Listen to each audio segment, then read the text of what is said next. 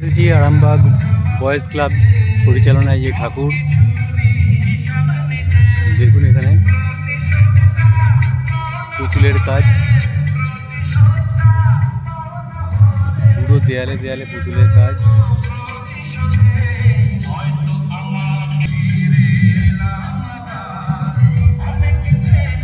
পুরো পুতুলের কাজ, পুরো পুতুলের কাজ, চারদিকে সুসজ্জিত, দারুণ সুন্দর করেছে। আমরা পৌঁছে গেছি ঠাকুরের কাছে।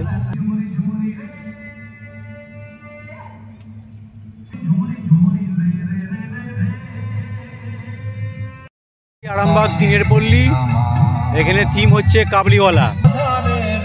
এখানে কাবুলিওয়ালা এবং মিনি এবং রবীন্দ্রনাথ ঠাকুরের গল্প যে কাবুলিওয়ালা, সেই সম্বন্ধে এখানে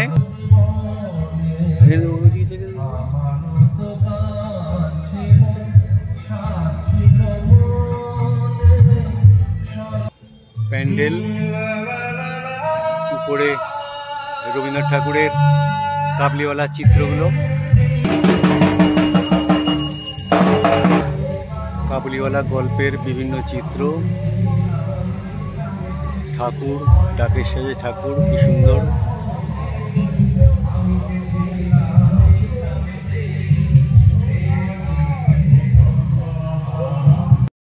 বাসুদেবপুর স্পোর্টস ক্লাবের এখানকার থিম হচ্ছে রাখি এবং বিবাহ।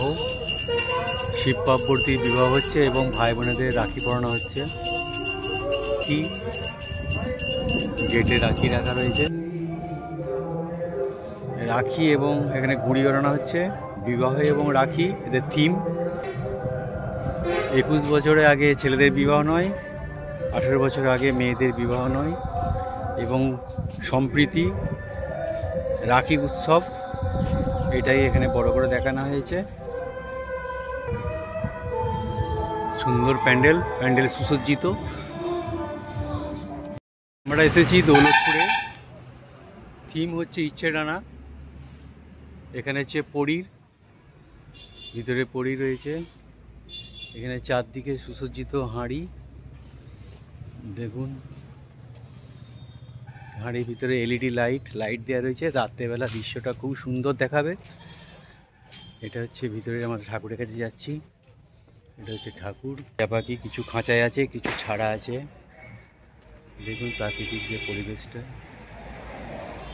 অপূর্ব সুন্দর লাগবে। আপনারা প্রত্যেকে আসুন।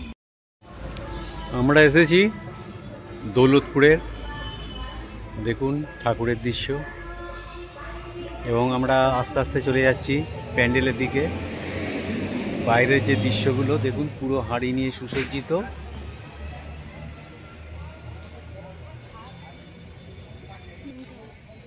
থিমটা হচ্ছে ইচ্ছে ডানা। এই হাঁড়ির মধ্যে পুরো লাইট রয়েছে, পুরো দেখুন চারদিকে পুরো লাইট।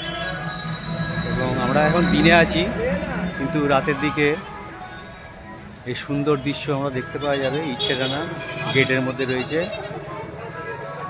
তো হাঁড়ি প্রায় হাজার হাজার হাঁড়ি দিয়ে সুসজ্জিত করা আছে, এবং ভিতরে সুন্দর দৃশ্য, লাইট, এবং যে প্রাকৃতিক পরিবেশটাও খুব সুন্দর। এখানে টিয়া পাখি করেছে, খাঁচা করেছে, কিছু কিছু খাঁচায় বন্দি, কিছু কিছু প্রকৃতিতে ছাড়া রয়েছে।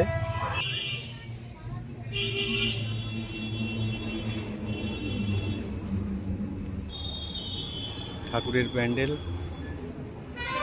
ভিতরে ঠাকুর রয়েছে। আরেকবার ঠাকুরটাকে দেখিয়ে দিচ্ছি।